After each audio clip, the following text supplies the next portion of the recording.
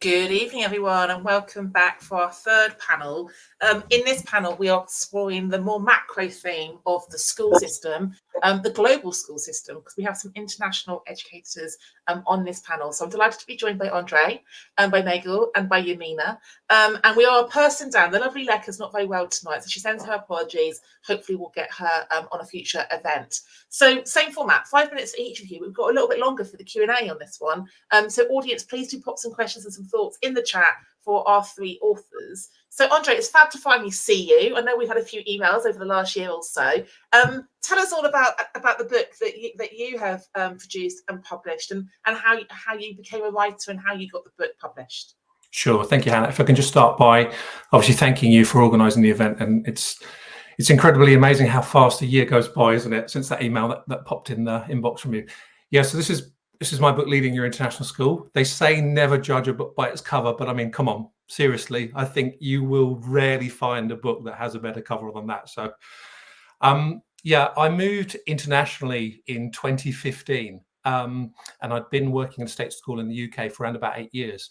And, you know, I've had some incredible experiences in Malaysia and China. But it didn't take long actually to realize from my perspective that the navigation, the territory of working internationally, it was very different to working over back in the UK in terms of compliance, in terms of policy, in terms of curriculum and professional development. Things were done very differently. And then I started to hear of this word nuance that crept in, you know, Michael Fullan's work, you know, the nuanced leader. So I started to scribe. I started to write my thoughts down. I'd started doing an MA in educational leadership. I was doing my NPQSL at the time. And I couldn't wait to get home. And I was just writing and writing and writing, aimlessly almost. I didn't really know what I was writing about. I'd used a framework that I'd found, a framework from the Ontario Leadership Framework. And I just began to analyze everything that I was doing, the school was doing from a leadership perspective. And it became a really invigorating tool for me, a really kind of cleansing process to go through. And of course, there were great things that the school was doing. There were some not so great things that the school was doing. Some professional development would come and go. And so I kind of looked at myself and I thought, well, why is that? What's the longevity here? You know, what's the culture at the school? Can the culture really stand up to, you know, withstand the challenges that the professional development needs to? There were things that would crop up perennially in human resource, in HR. You know, sometimes internationally, the professionalization of HR isn't quite like it is back in the UK. We've been fortunate in the UK that the professionalization of human resource management has been, you know, for the last 10, 20, 30 years. So I really began to pick up that there were these key differences between how schools abroad and overseas were developed, how they were led and how they were managed. Once I got to about 40,000 words, probably the biggest mistake I ever made was that I started to pitch it to publishers, and I had this incoherent piece of text, you know, that was nothing like probably it would be. And I think some publishers sort of turned around and said, thanks, but no thanks. So, you know, one of the biggest pieces of advice that I would give to people is if you are sending off something to a publisher, make sure it's clean, make sure it's near enough as you want it to be, and it supports who you are and kind of the process that you've gone through. And it's really demonstrating kind of the best of your abilities. So I wrote 9 chapters on vision, values and virtues, human resource management, leading and managing an international school culture, barriers that international schools leaders face. At the beginning of each chapter, I introduce a narrative. I like stories, I like narratives. I think it helps to kind of set the scene with the story. So if I just give you one example of the narrative that I used, you know, the shipbreaking yard in the Alang, people breaking up huge cruise ships with their bare hands, you know, bare feet. And the idea was that, you know, we're very privileged in international schools. You know, quite often we think that we've had a bad day, but we're paid very well for what we do. You know, we get the chance to work internationally. So being as an international school leader, putting that into perspective, really saying that actually, you know, we're not in a bad place. From that, you know, our 3 core values are now ethical leadership, opportunity, and sustainability. So I'm really, really trying to spread the idea that anybody can lead an international school, that anybody should be able to lead an international school. It's not just preserve of people that look like me. Brilliant, Andre. Thank you so much. And what's your hashtag? What's LYIS? Leading your international school. Oh, you've got your own hashtag for your book there. Sorry, I wasn't joining at the dots. Thank you, Andre. I'm going to swing over to MEGEL then. Dr. Barker, nice to see you. And I think you've just finished one book, but I think you're doing a call out for the next book. So tell us about your writing projects. Good evening, everyone. Good to see you, Hannah. Nice to see you again. Andre, I think I'm crossing paths with you quite a few times, but it's the first time I'm seeing you, and I'm sure we'll have some connections to make. And Yamina, I haven't met you yet, but I'm sure I'll regret not knowing you from a long time before in my life. So great. Yes. So interestingly, Andre's story links nicely to the kind of thing that happened. I went internationally in 2012. So I've been working in the UK state system before that, decided to try international. And one of the things that I at the time when you're in it, I didn't recognize it as being anything unique. I think when I began to understand international education more was when I began to do my doctoral studies. And during the studies, it was so many times you'd read articles or read publications that people would say it's an under-researched area. And I found that quite fascinating, that an area that had so much dynamics to it, so much things happening in it, fast growing in terms of how it was massively expanding internationally, was seen as under-researched or unresearched for that matter. So I, at the time while doing my doctorate, I was kind of concerned that I couldn't find enough resources to support my work. But then as I dug, I realized that there was something. It's just that no one had started to answer that question in a way that said emphatically that there is some research, but also set the stage. So that gave me the inspiration, like, they say, if you want, you can wait for somebody to do something or you be that somebody. So that's when I came up with the idea of putting together a handbook of research on critical issues and global trends in international education, which I have here for people to see. It's a massive tome, 744 pages. It is a collaborative work of 24 different chapters written by experts within the international field. Lots of names that you will see and go, wow, those people are in it. A classic example, the foreword was written by Lee Webb and Nick Bromit from ISC Research, which is like the leading research company in that field. If you look through, you'll see a lot of people in this. There's a lot of papers covering the length and breadth of topics right across international school. And so this book has already massively taken off. I did this book in collaboration with two other colleagues. One works with the ISPP, works at Northern Arizona University. They have a massive international training program.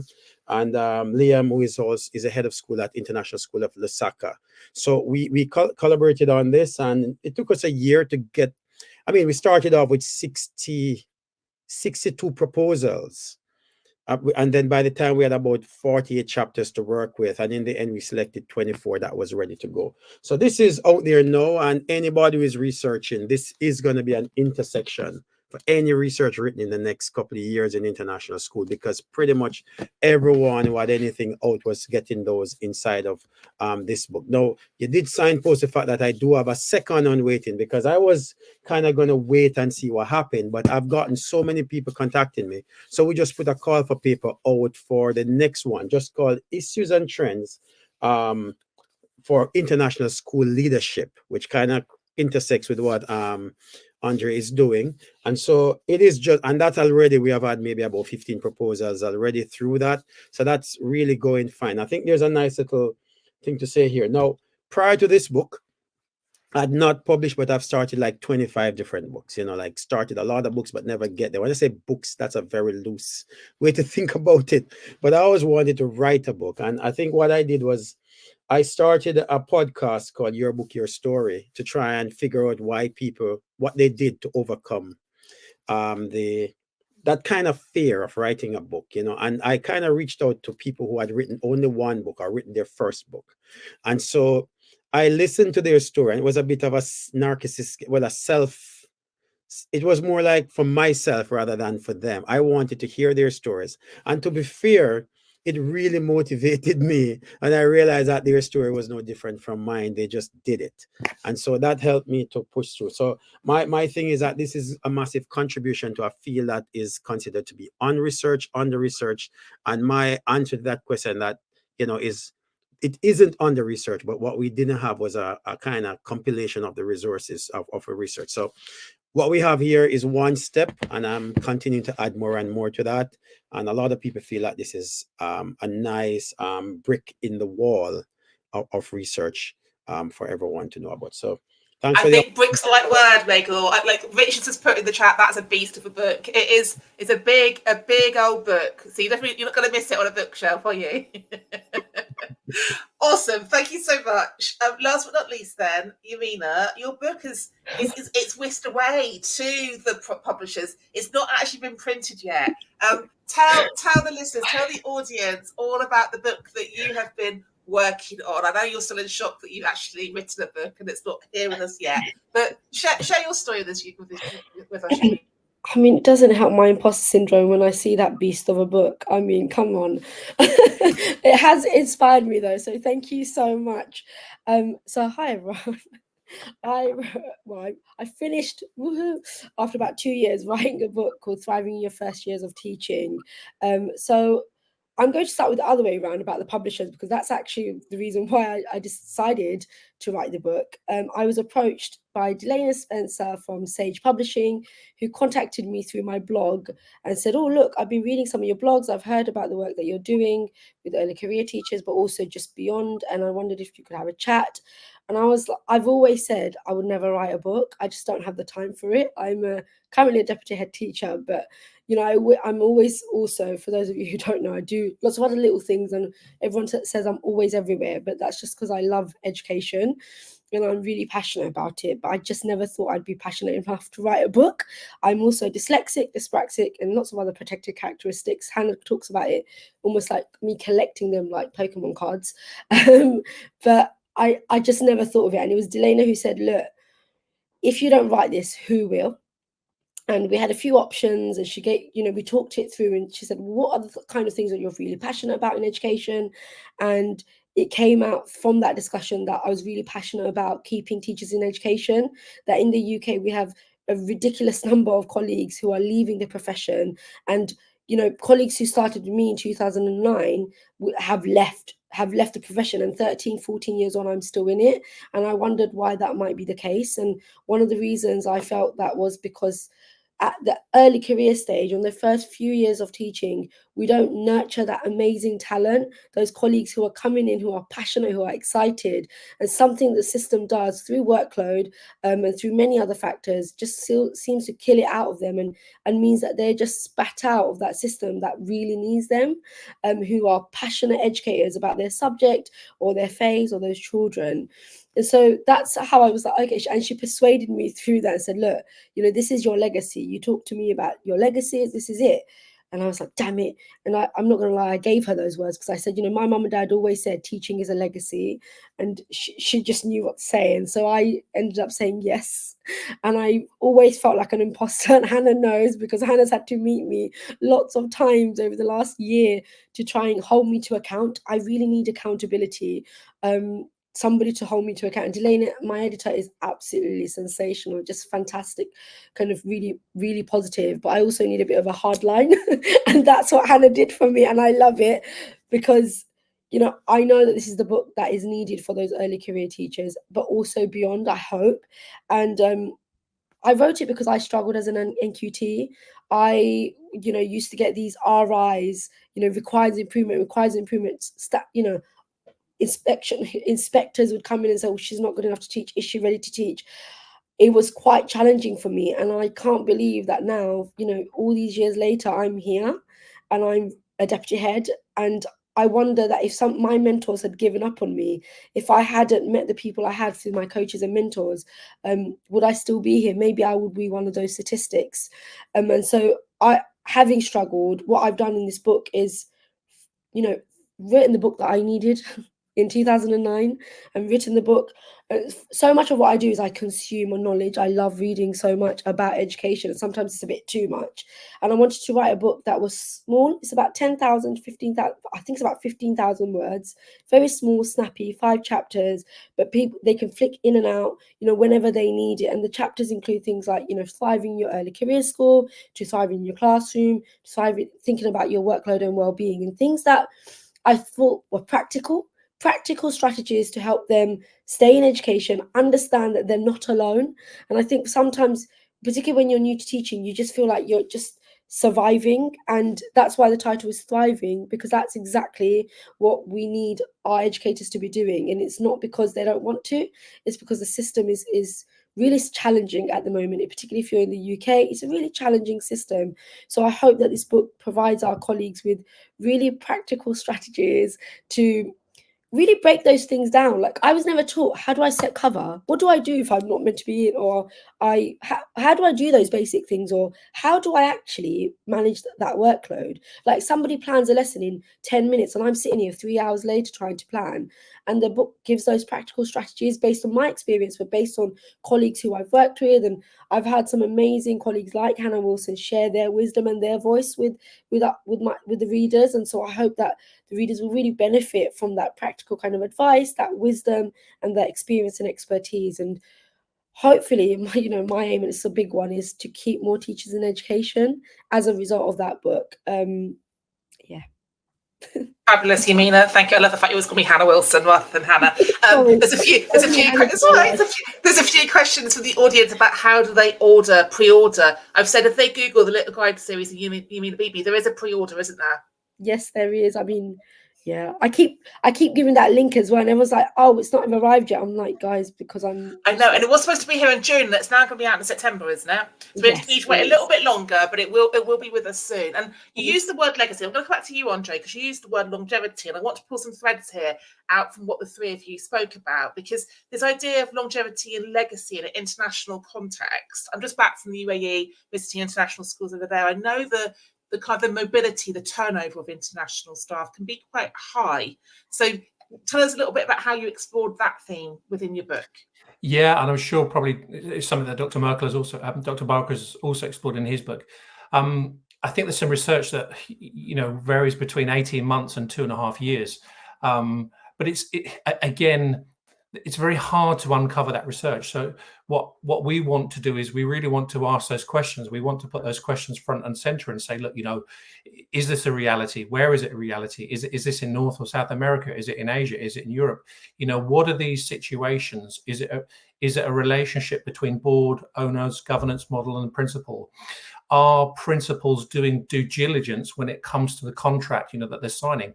Are they signing up for things that they don't really realize that they're going to be held accountable for?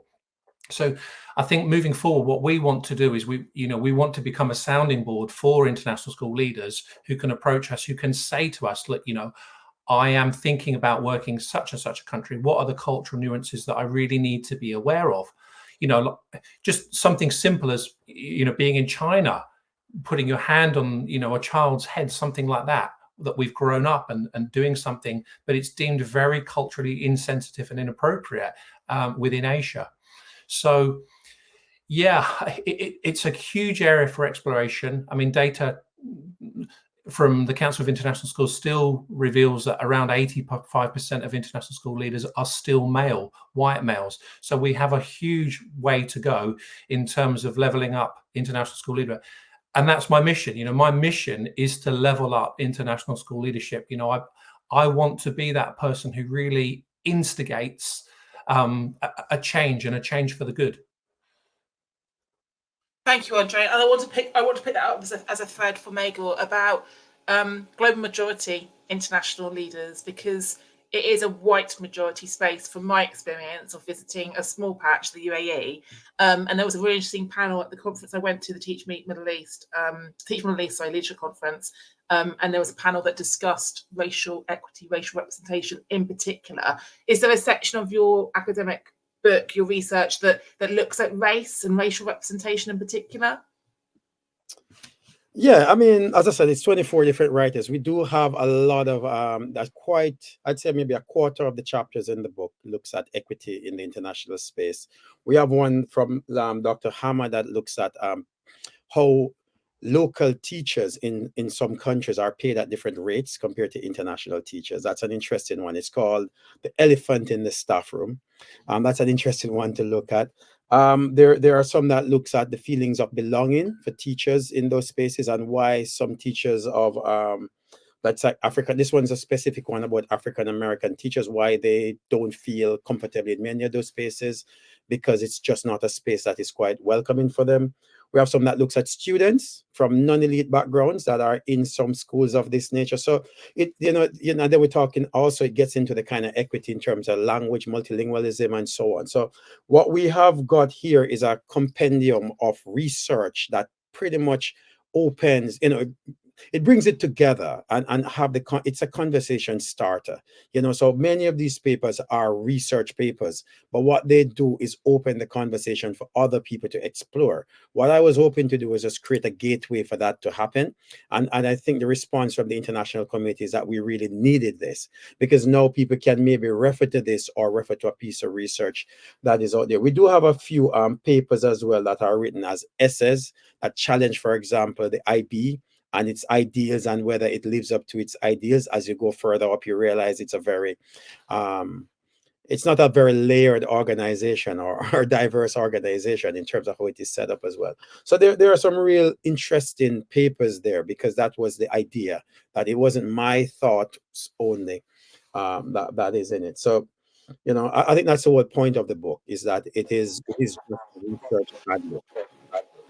Brilliant, thank you, Megel. And coming back to you, Yamina, like I'm really conscious that we're actually losing a lot of ECTs to the international schools market because I can see the appeal, and I know there's a lot of data around that. But the last time I looked at the data around ECT retention, I think it's 36% of teachers leave after their third year in the UK, and 50% by the fifth year. So for all of that investment of recruiting and developing early career teachers, they don't last very long. So how do you hope that your book might impact and slow down some of the attrition?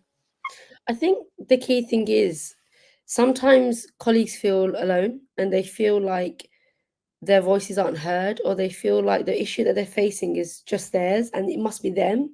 But what I do in the book is share that actually these things happen to me, where I've had kids throw chairs in my classroom and now I'm deputy head of behavior or actually I struggle to plan lessons, or I got a requires improvement in one of my first lesson observations, and now I became a lead practitioner. So I give real kind of scenarios and strategies to essentially say you're not alone. These things happen to us all, but there's also ways to overcome it. Here's some strategies to help you. Here's some reading that you can do. Here's some things, people you can go to really support it.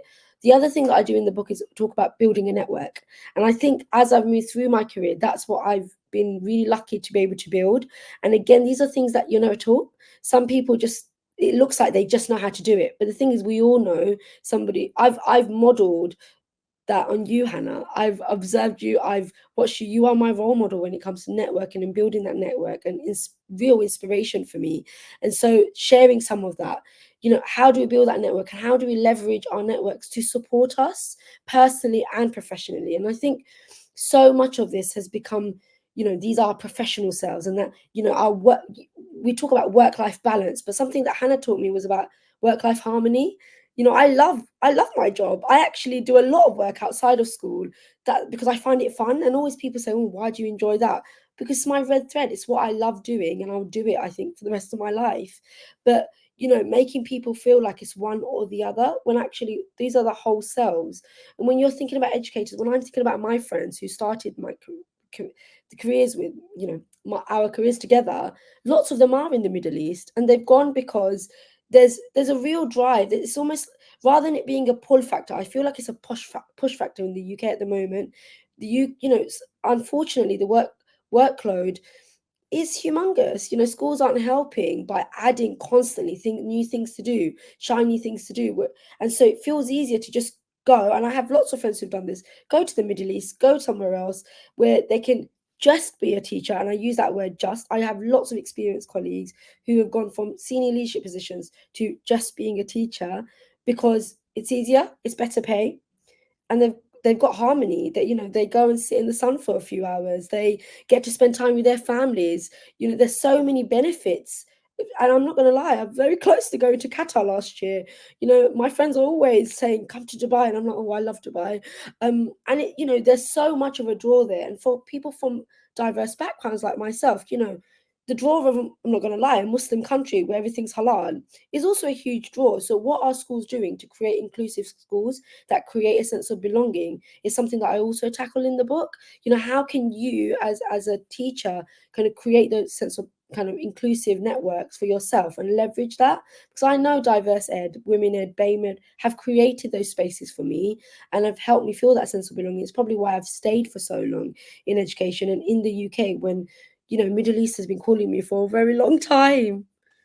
Thank you, Yamina. And I think that push me, pull you. I'm going to come to you on that, Andre, if that's okay, around what's pushing people from the UK to go international, or what's pulling people to go international. Is that a theme that you explore in the book around recruitment?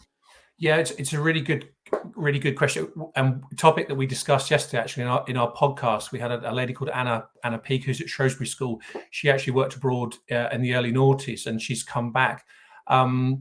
She talked about how it, you know, really adds value to people the other way around. If we flip the model, for years we've thought that, you know, people are leaving, they're leaving, they're deserting.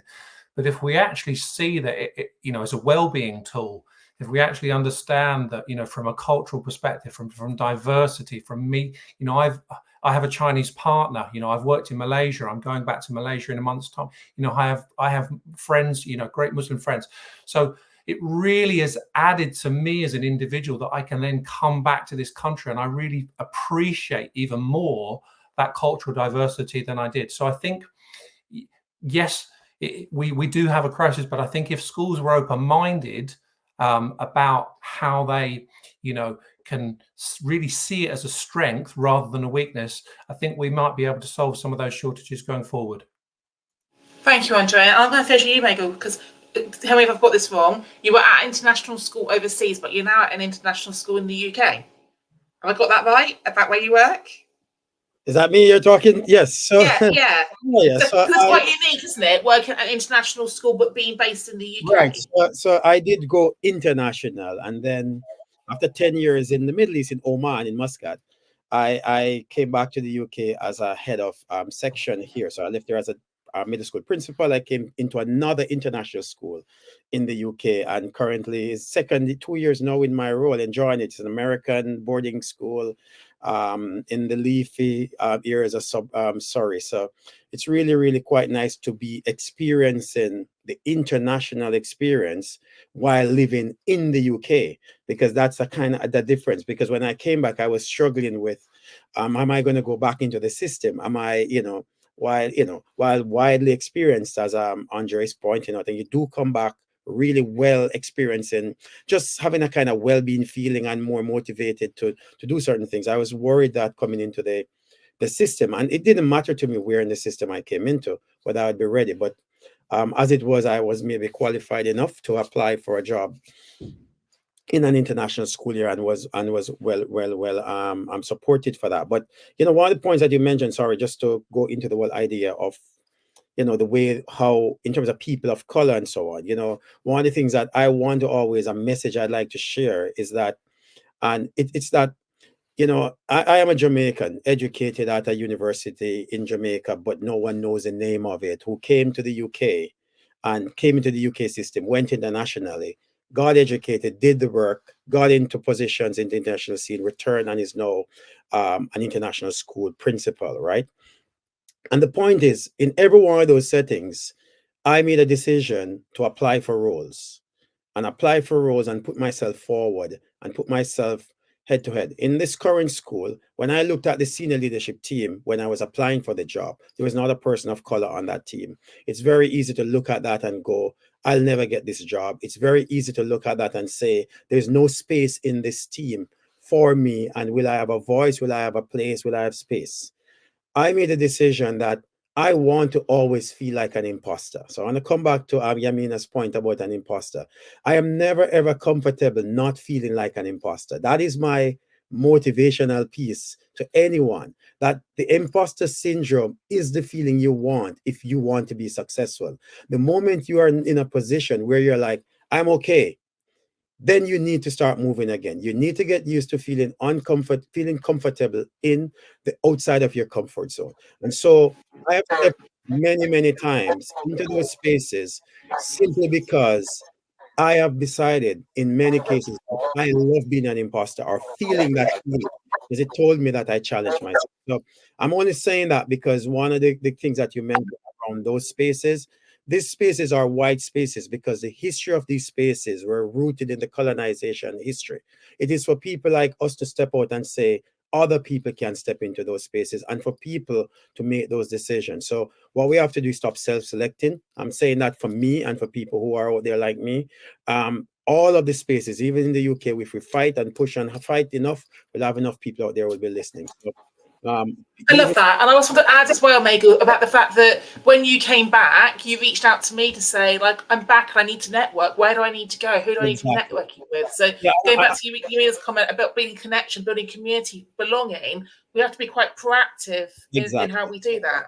And I just wanted to say, like, even a book like this, who am I to be gathering 24 authors across the world and say, let's get together and do something about international school research? Who am I?